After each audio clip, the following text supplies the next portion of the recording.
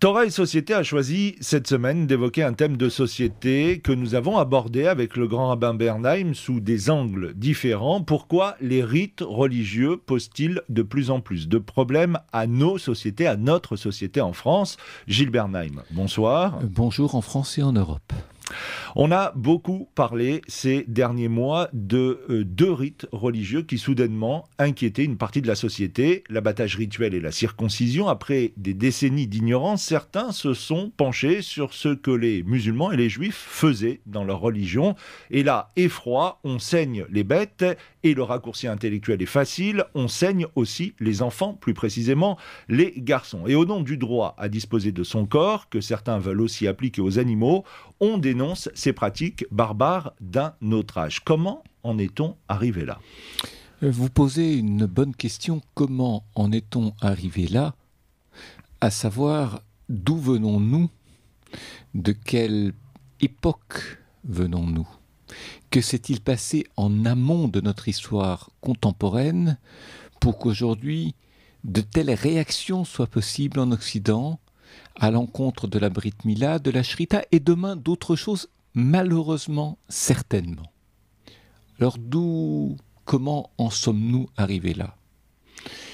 En ce début du XXIe siècle, nous venons, mais c'est banal de le dire, de ce grand siècle qu'est le XXe, qui a été celui des idéologies meurtrières, totalitaires et meurtrières, c'est-à-dire de ces pensées collectives qui ont cru possible de définir collectivement ce qu'est le bien et ce qu'est le mal. Pour les nazis, le bien c'était telle chose, le mal c'en était une autre. Pour les marxistes, le bien était telle chose ou tel gens, et le mal c'était telle autre chose ou tel autre gens. Et le grand danger qui est perçu par notre société contemporaine, c'est que l'on puisse définir collectivement le bien et le mal, parce que ça rappelle de très mauvais souvenirs. Comme si une définition collective des valeurs signifiait un ordre totalitaire et le refus ou la perte de liberté quant à choisir, chacun pour lui-même, ce qui lui semble bon, ce qui ne lui est pas bon, autrement dit sa définition du bien et sa définition du mal. Comme si une définition collective du bien et du mal privait les individus. Mais quand je dis les individus, c'est-à-dire les êtres particuliers, chacun pour lui-même, du droit à disposer, à réfléchir, à choisir, à définir ce qui est bon pour lui et ce qui ne l'est pas. Ça, c'est l'histoire que nous sommes en train de vivre, et de fait, aujourd'hui, les gens sont épouvantés à l'idée qu'une valeur, ou plutôt qu'un ordre de valeurs puisse être non seulement collectif, mais puisse être durable, ce qui dans leur esprit signifie être figé, ce qui dans leur esprit signifie être autoritaire, ce qui signifie dans leur esprit être totalitaire, ce qui dans leur esprit signifie discriminatoire, et donc faisant des individus des victimes possibles ou potentielles de cet ordre autoritaire. À partir du moment où l'on est discriminé, à partir du moment où l'on est victime d'un ordre totalitaire ou autoritaire, on est victime d'un ordre antidémocratique, d'autant que la définition d'une démocratie, disent d'aucuns, c'est quoi ? C'est la possibilité à chaque époque, à la majorité des citoyens, c'est-à-dire dès lors qu'une majorité de gens conçoivent, d'abord le perçoivent, puis conçoivent et affirment que les valeurs peuvent être autres que celles qui étaient autrefois les valeurs en cours, eh bien la société démocratique accepte cette liberté de penser et le droit d'une nouvelle majorité à définir autrement les valeurs. Et à partir de là, toute pensée collective serait-elle religieuse ? Serait-elle monothéiste ? Qui a toujours dit « c'est comme ça et pas autrement », ce qui est le propre des orthopraxies religieuses, qu'elles soient juives, qu'elles soient musulmanes et à un autre niveau, qu'elles soient chrétiennes, deviennent l'apanage de sociétés autoritaires ou totalitaires, et le monothéisme est perçu comme une pensée autoritaire et antidémocratique et discriminatoire et privant de liberté et faisant de ceux qui ne s'y soumettent pas ou de ceux qui résisteraient, je dis bien résisteraient, des victimes. Voilà où nous en sommes aujourd'hui. Alors, à ce moment de l'émission, il serait peut-être aussi intéressant de définir ce qu'est un rite. Un rite religieux, c'est quoi ? D'abord, un rite est un mot qui peut signifier plusieurs choses. Plus exactement, il y a 3 types de rites. Pour dire les choses de manière très succincte, il y a ce que l'on appelle des rites normatifs. C'est-à-dire des choses qui se sont toujours faites. C'est comme ça. Dans la société, depuis très longtemps, on agit d'une manière plutôt que d'une autre. C'est la norme sociale. Une norme sociale peut effectivement être bouleversée par des événements majeurs qui la remettent en question. Et puis, il y a ce qu'on appelle, ou ce que l'on appellerait, une norme, c'est-à-dire un rite performatif. C'est-à-dire que l'on accomplit un rite, et ce rite permet une sorte de performance, c'est-à-dire un changement. Et un changement à effet immédiat, visible, reconnaissable. Mais je vous donne un exemple. 2 conjoints qui se présentent à la mairie devant le maire pour se marier civilement. Avant qu'ils disent oui, ils ne sont pas mariés. Dès l'instant où ils ont dit oui, ils ont changé de statut, ils sont un couple marié dans la société. Le rite a quelque chose de magique, c'est-à-dire le mot oui devant le maire a suffi pour changer leur statut. Est-ce que ça va changer leur comportement, leur mode de relation, leur perception de la cellule familiale, leur vision du monde? Ça, je n'en sais rien, et pas toujours.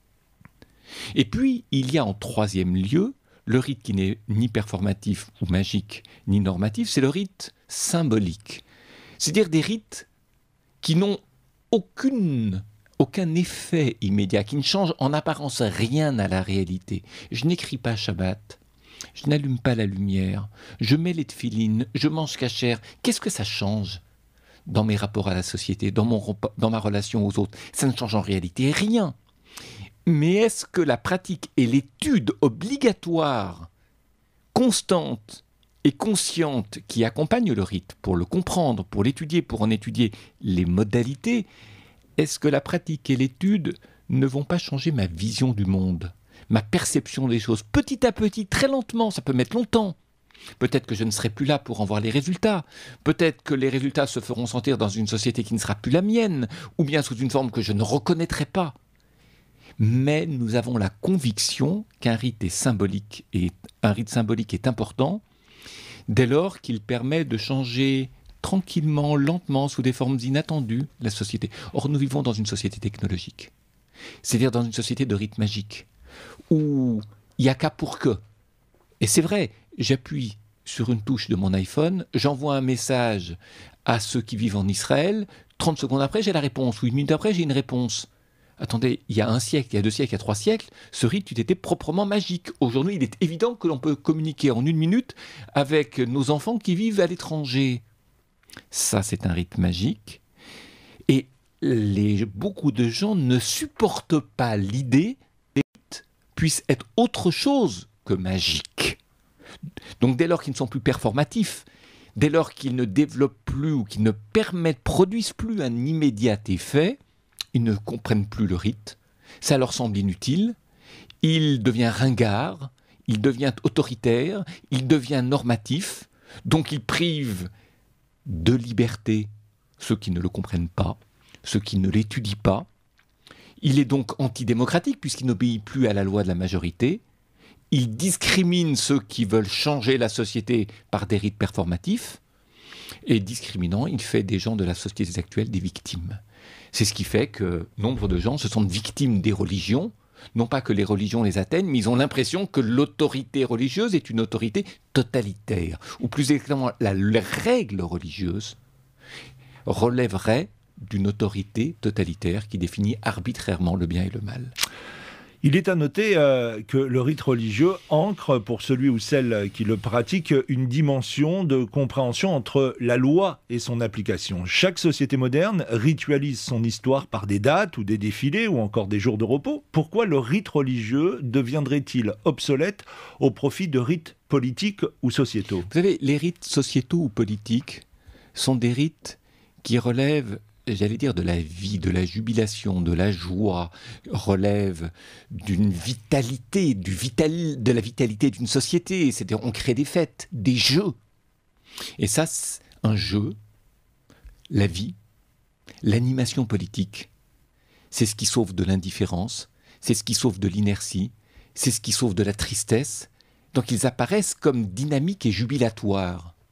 Est-ce que le fait de ne pas manger taref, est-ce que le fait de ne pas allumer la lumière Shabbat, est-ce que le fait de mettre les téfilines chaque matin, est-ce que ça a quelque chose de jubilatoire pour la société? Ça apparaît comme mystérieux, ça apparaît comme incompréhensible, ça apparaît comme normatif, ça apparaît comme totalitaire au sens que tout le monde fait la même chose, sans dire qu'est-ce que cela change en lui. Donc ça apparaît comme complètement étranger à la société moderne, d'autant que ce n'est pas performatif et que ça ne produit pas d'immédiat effet. Ceci étant, pour revenir à l'exemple que vous donniez tout à l'heure, la shrita, la brit mila, et à propos du sang, je laisse les clichés antisémites, c'est-à-dire l'inconscient d'un Occident qui a vu en le juif celui qui commettait le mal, qui avait tué le Christ, donc qui avait versé le sang, ou bien le crime des enfants, le crime sur les enfants chrétiens. Vous connaissez tous ces mythes fondateurs de l'antisémitisme européen, mais il y a autre chose. Quand vous pratiquez la brit mila sur un nouveau-né garçon, en réalité, vous le privez du droit à disposer de son corps comme il l'entend, puisque son corps signifie définitivement qu'il est juif, alors qu'il a parfaitement le droit de choisir son identité. Autrement dit, en inscrivant sur le corps cette norme juive qu'est par la circoncision l'inscription dans une alliance définitive, vous ne lui permettez pas d'être libre, c'est-à-dire d'être libre à disposer, pas simplement de son corps, de son identité, de son inscription dans une histoire qui lui appartient à lui, et dont il n'a pas à être tributaire parce que c'est une histoire ancienne dans laquelle les parents cherchent à l'enfermer. Vous le privez d'un avenir dont il aurait décidé.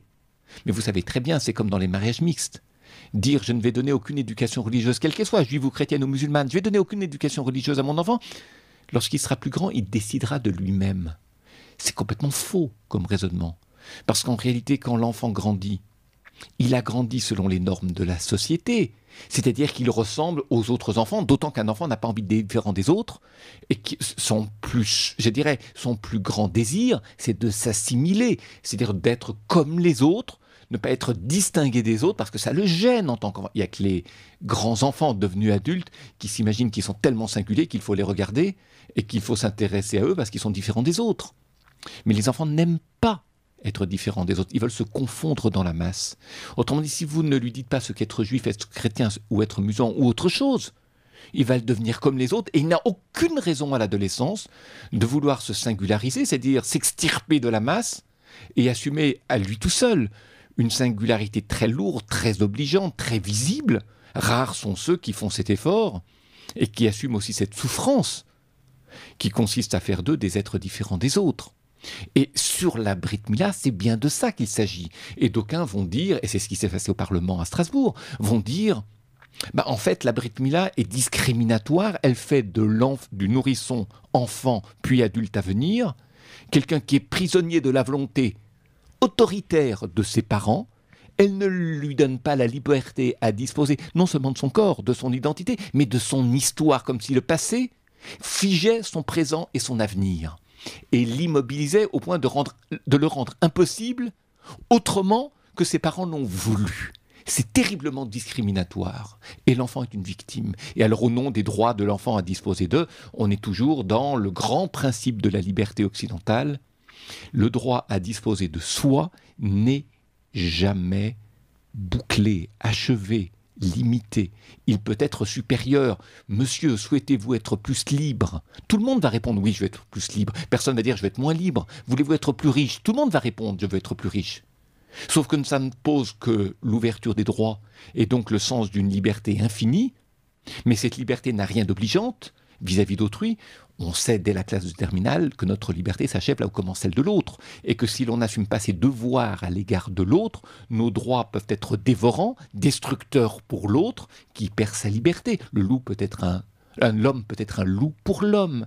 Et on retrouve ça dans la problématique de la circoncision. J'ajouterais, enfin, pour parler encore une fois de la circoncision, de la Brit Mila, c'est qu'il y a un autre courant de pensée qui s'infiltre aujourd'hui en Europe et qui vient des États-Unis, qui vient de l'Ouest américain, comme souvent le sont les doctrines, les modes de pensée, je dirais, post-modernistes, révolutionnaires en quelque sorte après la Révolution, c'est la théorie des genres qui a fait fureur dans le mariage pour tous.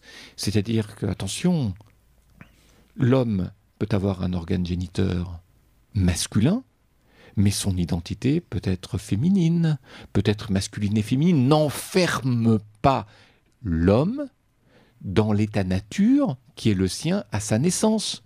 Autrement dit, la dimension psychique, la représentation profonde qu'il peut avoir de son identité ne dépend pas de la nature, mais dépend de la psyché, dépend de la culture, dépend du ressenti, c'est-à-dire de choses autrement plus subjectives et complexes que l'état nature. Et ça va donner par un jeu de raccourcis saisissant, eh bien, la post-modernité dans laquelle nous nous inscrivons aujourd'hui avec la théorie des genres permet de s'élever au-dessus de l'état nature pour favoriser l'état culture.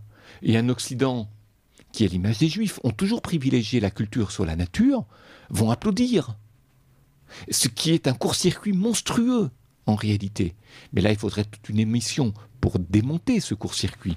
Parce que de fait, en inscrivant sur le corps du petit enfant garçon, du nourrisson, une marque masculine par la circoncision, on l'enfermerait dans sa masculinité, c'est-à-dire dans une identité masculine dont il ne pourrait jamais s'évader et où il ne pourrait jamais respecter la composante féminine qui fabrique son identité. Or, on a vu dans le mariage pour tous qu'il ne fallait surtout pas enfermer les hommes dans leur masculinité et les femmes dans leur féminité. Il y a quelque chose de beaucoup plus complexe que les féministes aux États-Unis et en France aujourd'hui et en Europe aujourd'hui appellent la masculinitude, la féminitude, c'est-à-dire des états subjectifs où on est à la fois homme et femme, ce qui évidemment favorise un droit à disposer de son corps, de sa psyché, de son identité comme on l'entend, ne pas être prisonnier de schémas totalitaires, autoritaires anciens.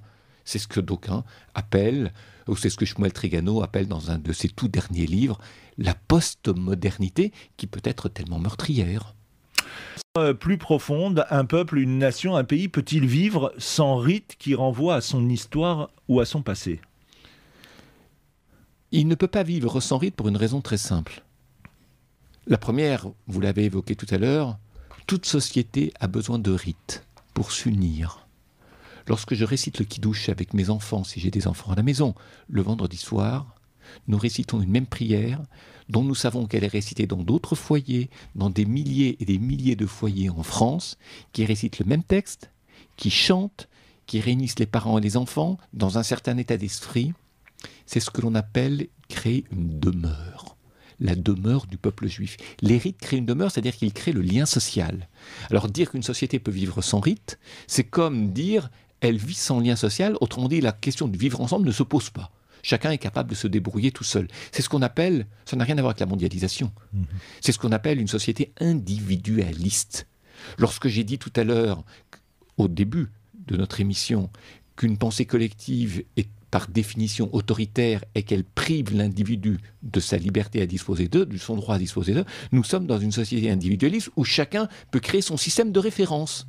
Mais si chacun crée son système de référence dans l'ordre des valeurs, il est évident que la force de chacun peut être destructrice pour les autres, puisqu'il n'y a pas de normes collectives. Il n'y a pas de société sans rites. Encore faut-il que ces rites fassent sens.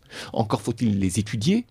Autrement dit, encore faut-il se donner la peine de ne pas effacer les rites que d'aucuns croient symboliques, ne pas se réserver simplement la mise en pratique des rites jubilatoires ou des rites performatifs, mais ça demande d'être le peuple du livre, non pas qu'il y ait une grande bibliothèque, mais qui étudie les livres, qui interprète, ou pour parler comme Armand avec Assis, le peuple de l'interprétation. Si vous deviez définir aujourd'hui ce qui caractérise une société moderne, que diriez-vous ? Dans tous les pays que nous connaissons, la ritualisation fait presque force de loi. En Europe, tout d'abord, où mis à part quelques pays, tous sont des monarchies constitutionnelles où rites royaux et religion ne posent aucun souci. Les États-Unis, qui pour chaque grande étape de son histoire en a fait un rite ou un rituel, là encore, rite historique et religieux, le président américain prête serment sur la Bible. Quel est le problème s'il y en a un en France ? Vous me posez une question qui est non pas complexe, mais qui est composée de plein de sous-questions. Vous avez parlé de la monarchie.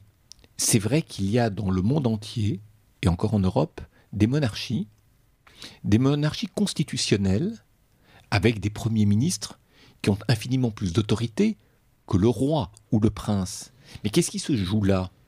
Le prince, il donne à manger. Le Premier ministre, il est là pour donner à manger au peuple. Il est là pour la sécurité du peuple. Autrement dit, il est là pour jouer la fonction politique telle que nous l'entendons, préserver des ennemis extérieurs, préserver l'ordre intérieur et nourrir son peuple. Les trois composantes de la vie politique. Le roi ou le prince s'inscrit dans une lignée, autrement dit dans une mémoire symbolique. Il permet à ces gens, c'est-à-dire les citoyens, de se sentir appartenant à une même humanité, à une même histoire, porteur d'une même mémoire. Donc la royauté est en quelque sorte constituante du lien social et surtout de la possibilité qui est donnée à des gens qui pourraient se sentir étrangers les uns aux autres, eh bien de se sentir appartenant de changement à une même histoire, mais de s'inscrivant dans une même mémoire. Et un peuple qui n'a pas de mémoire, et ce n'est pas seulement parce que le Baal Shem Tov le disait, est un peuple qui ne peut pas construire une histoire en commun. Et c'est vrai qu'il y a des royautés purement symboliques, mais qui jouent un rôle très important au niveau du lien social, même si ces rois ne sont pas là ni pour faire la guerre, ni pour faire la police, ni pour gérer l'économie du pays. Maintenant, le vrai problème, c'est que ces rites de mémoire, je ne parle pas des monarchies, mais dans nombre de sociétés sont souvent extrêmement superficiels, et dès lors qu'ils sont anciens, ils apparaissent comme archaïques, et dès lors qu'ils apparaissent comme archaïques, ils apparaissent comme figés, et dès lors qu'ils apparaissent comme figés, ils apparaissent comme non démocratiques, c'est-à-dire comme non modernes, parce qu'au nom de la modernité, on a le droit à chaque génération de renouveler, de bouleverser l'ordre des valeurs. Ce qui veut dire que tout se vaut, qu'il n'y a pas de hiérarchie dans l'ordre des valeurs, qu'il y a un jeu d'équivalence entre hier, aujourd'hui et demain. Et dès lors que tout se vaut et qu'il n'est pas permis de hiérarchiser des valeurs, on en arrive très vite à dire que ceux qui veulent hiérarchiser des valeurs et dire que certaines valeurs sont plus importantes que d'autres sont des discriminants. Ce sont des opposants à l'ordre démocratique. Donc il ne faut pas discuter avec eux parce qu'ils sont antidémocratiques, parce qu'ils sont homophobes, parce qu'ils sont ceci, parce qu'ils sont cela. Dès lors qu'ils ont inscrit un ordre de valeurs entre des groupes, entre des personnes, entre des temps de l'histoire, je peux respecter des valeurs différentes des miennes, mais ce n'est pas pour autant que tout se vaut. Je suis désolé. Une valeur peut-être infiniment respectable me serait-elle totalement étrangère, mais je n'ai pas raison de dire qu'elle est équivalente à la mienne, que tout se vaut, et qu'à la limite je peux être comme ci ou comme ça. Ça, c'est le problème. Et c'est ce qui s'est passé dans l'histoire du mariage homosexuel. La question n'est pas de ne pas respecter le désir des couples homosexuels d'avoir des enfants, de vivre ensemble. Je suis libre de penser ce que je veux en tant que rabbin, mais en tant que citoyen français devant la société, c'est parfaitement respectable, mais j'ai aussi le droit de dire que le mariage homosexuel et que la cellule familiale homosexuelle n'est pas porteur ou n'est pas porteuse des mêmes valeurs que la cellule hétérosexuelle, familiale hétérosexuelle, que cela ne génère pas les mêmes possibles, même si c'est parfaitement respectable, et même si cela génère des choses parfaitement heureuses pour les couples homosexuels. Mais là-dessus, j'apparais, si je m'exprime de la sorte, comme discriminatoire, comme hiérarchisant les valeurs, comme ne supportant pas l'idée que tout se vaut, comme récusant la dignité du couple homosexuel à être comme un couple hétérosexuel, et dès lors qu'on a mis la dignité au cœur du sujet, c'est une atteinte à la dignité d'autrui, et on se retrouve dans la position du mauvais, du méchant, de celui qui est discriminant. Un dernier mot avec vous. Quel danger pour une société pourrait intervenir si d'aventure on remet en question, on abandonne les rites politiques et religieux qui rappellent les fondations mêmes de ces sociétés ? Écoutez, ça donne des sociétés qui se dilatent. Et lorsqu'une société se dilate, lorsque le lien social s'effrite, voir quand l'idée du vivre ensemble est très mal prise en considération, ou de manière, je dirais, constamment renouvelée, bouleversée, restructurée de manière constante, arrive à un moment où les gens se sentent très seuls, et se sentant très seuls, ils vont s'accrocher à celui qui parle le plus fort, celui qui se montre le plus rassurant, celui qui est porteur de rites magiques, c'est-à-dire performatifs, à effet ou à résultat immédiat, et l'on sait comment parfois les démocraties se suicident au nom de la liberté, de la non-discrimination et d'une certaine, entre guillemets, idée qu'ils se font de la démocratie. Souhaitons que l'Europe se ressaisisse, non pas pour forger un ordre, je dirais, archaïque où il est interdit de penser le renouvellement, mais qu'elle sache hiérarchiser, réfléchir et penser son futur. Eh bien, c'est sur ces mots que s'achève ce nouveau numéro de Torah et Société. On se donne rendez-vous la semaine prochaine.